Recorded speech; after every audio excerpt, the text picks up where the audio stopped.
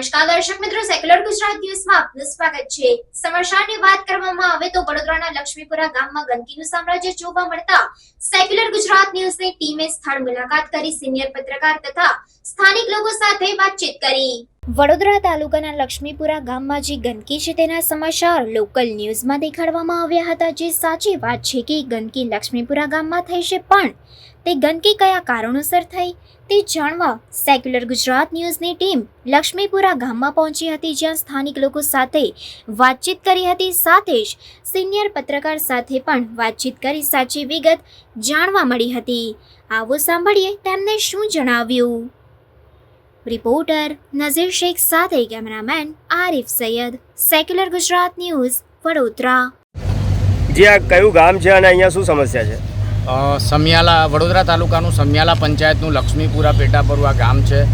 ત્યાં આગળ થોડા દિવસ પહેલાં બીએન ન્યૂઝમાં જે સમાચાર બન્યા હતા લાઈવમાં ભાવિનભાઈ દ્વારા કે ભાઈ આ રીતનું અહીંયા ગંદકી છે, કારણ કે એમને તો કોઈ પણ જગ્યાએ બોલાવવા આવવું પડે, લાઈવ કરવું પડે, સમાચાર બનાવવા પડે, એક પત્રકારની આ ફરજમાં આવે છે, પણ એમને સાચી હકીકતથી વાકેફ નહોતા કર્યા। અત્યારે આપણી સાથે છે, આગળ એમની ચેનલ પર લાઈવ પણ થયું છે। એ લાઈવને લઈને નીતેશભાઈ રાવળ, અમારા જે ગામના પત્રકાર છે, એ એમના પર બ્લેમ ઉઠ્યા હતા કે બાયલા છે, આ છે, તે છે। એમણે એ લઈને અરજી આપી હતી। એ અરજીને લઈને આ પત્રકાર સંગઠન, એક પત્રકાર પર જે આટલો મોટો આક્ષેપ કરવામાં આવ્યો, બોલવામાં આવ્યું, તો એ પત્રકાર સંગઠન ત્યાં આગળ ભેગું થયું, એક અરજી આપવામાં આવી, એમની શક્તિ બતાવી, અને અત્યારે પણ જોઈ લો પત્રકારો એક સાથે છે। અને તમે કંચનભાઈ જોઈ લો, બારોટભાઈ જોઈ લો કે ભાવિનભાઈ જોઈ લો, ભાવિનભાઈ સાથે છે અત્યારે।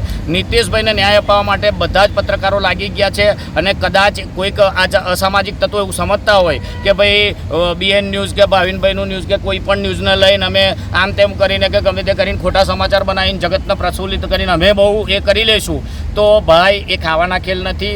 આ કાર્ય કરવા પડે। તમે અત્યારે અમે ઊભા છે ને ત્યાં જુઓ, આગળના દિવસોમાં વરસાદ પડ્યો તો ત્યાં આગળ પાણી ભરાઈ રહ્યું છે, અત્યારે પણ તમે ઉતારી શકો છો, પાણી ઓછું નથી થયું કેનલનું। આ NHI વાળાએ પટેલ કંપનીને જે કોન્ટ્રાક્ટ સોંપ્યો છે દિલ્હી એક્સપ્રેસવેનો, દિલ્હીથી મુંબઈનો, એનું કાર્ય એમનું તો પતી ગયું, પણ જે ગામ લોકોએ જગ્યા આપી, ખેડૂતોએ જગ્યા આપી, ગામ લોકોએ ઘરો આપ્યા, એ લોકોને જો ન્યાય મળ્યો નથી। એ લોકોના રસ્તા બનાવવામાં નથી આપ્યા, એ લોકોને ગટરો બનાવી આપવામાં નથી આપી। ખોટા વાયદા કરીને પટેલ કંપનીને NHI વાળાએ ભ્રમિત કર્યા છે।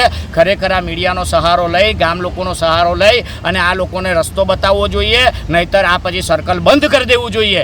આ એક ન્યાય કહેવાય। અને આજે પત્રકારો અને ભાવિનભાઈ દ્વારા પણ અને મારા બીજા પત્રકારો વડોદરાથી આજે પત્ર સંગઠન આવ્યું હોય ને આ લાઈવ કરતું હોય કે આ સમાચાર બનાવતું હોય, તો એમનો ખૂબ ધન્યવાદ માનું છું કે આજે આ વસ્તુ અગાઉ પણ અમને જરૂર પડે આટલા પત્રકારો આવે અને આ ગામને ન્યાય અપાવે અને રોડ રસ્તા અને એની સુવિધાઓ થાય। રહી વાત પંચાયતની, તો પંચાયતમાંથી તો અમે આયોજન કરેલું જ છે, કામો બી કરેલા છે, તમે લાઈવ જોઈ શકો છો, અને આગળ પણ અમે એની જે રણનીતિ છે બનાવી દીધી છે અને કરીશું જ। પણ વર્ષોથી 40 વર્ષથી મલઈ ખાતા સરપંચો જો કશું ના કરી શક્યા, તો એમની ગંદકી ઉઠાવવા માટે સમય તો લાગશે ને ભાઈ એ લોકો માટે।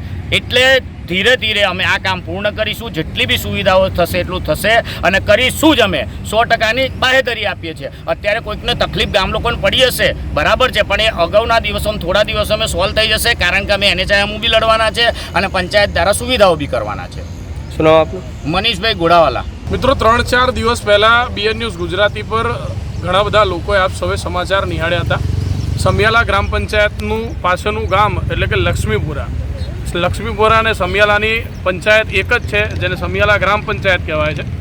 લક્ષ્મીપુરા ગ્રામ પંચાયતમાંથી ઘણા બધા સ્થાનિક લોકોના ફોન આવતા કે ભાઈ ખૂબ જ ગંદકી છે, ગટરો ઉભરાય છે અને ગંદકીમાંથી અમારાથી ઘરની બહાર નથી નીકળાતું। આ પ્રકારના આક્ષેપો, આ પ્રકારની વાત આવતા સીધો હું ત્યાં ગયો અને ત્યાં બીએન ન્યૂઝ ગુજરાતી પર સમાચારો ચલાવ્યા અને ખરેખર ગંદકી હતી।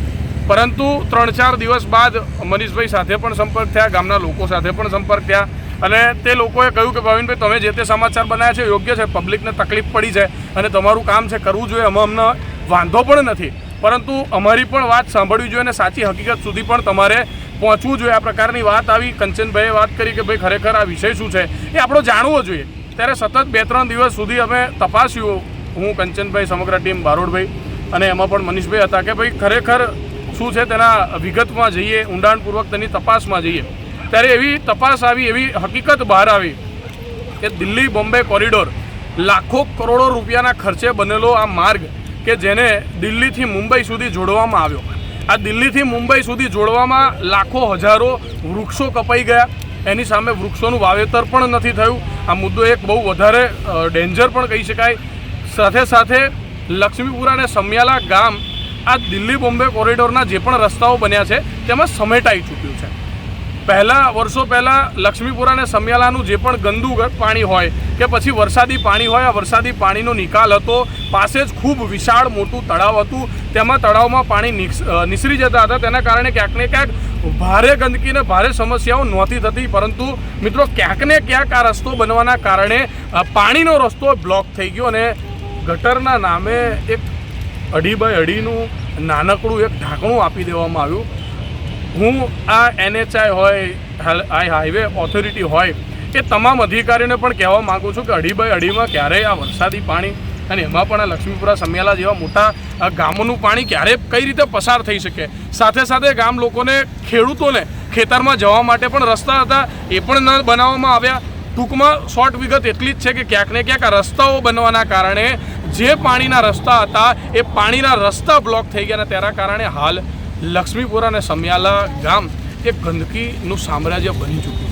તેમાં મુખ્ય ભાગ NHIએ આ હાઈવે ઓથોરિટીએ ભજવ્યો છે અને ક્યાંક ને ક્યાંક ગટરો નથી બનાવી. તેના કારણે હાલ પંચાયતો ઉપર આંગળી થાય, કારણ કે સ્વાભાવિક ગામમાં કંઈક થાય તો સરપંચ અને પંચાયત પર જ પહેલી આંગળી થાય. પરંતુ અંતે તપાસ કરતાં વાત આવે છે કે ભાઈ નેશનલ હાઈવે ઓથોરિટી જે પણ હોય, આ દિલ્હી બોમ્બે જે કોરિડોર, જે રોડ બન્યો છે, તેના અધિકારીઓની મહામોટી ભૂલ છે કે ગામના લોકોનું વરસાદી પાણી ક્યારે નીકળશે, ક્યાંથી નીકળશે અને જો તેમાં તકલીફ થશે તો આ લોકો સહકાર આપશે કે નહીં, અત્યારે ખૂબ મોટો પ્રશ્ન છે. કારણ કે રોડ બની ગયા પરંતુ સ્થાનિક લોકોને પડતી તકલીફો અત્યારે ફક્ત ને ફક્ત પંચાયત, તાલુકા પંચાયત, જિલ્લા પંચાયત કે સરકાર પર થઈ રહી છે. પરંતુ હાલ એવું જોવા મળી રહ્યું છે કે હાઈવે ઓથોરિટીના લોકો આમાં ઘોર નિંદ્રામાં છે. ત્યારે ચોક્કસની વાત છે, જેમ મનીષભાઈએ કહ્યું એમ, કે જાગી જાય તો સારું, ગટરો બનાવી દે, ગામના લોકોનું પાણી જે છે, વરસાદી પાણી જે છે યોગ્ય રીતે નીકળી જાય. સાથે સાથે જે રસ્તાઓ નથી બનાવવામાં આવ્યા એ રસ્તાઓ પણ બની જાય. આ પ્રકારની કામગીરી કરવામાં આવે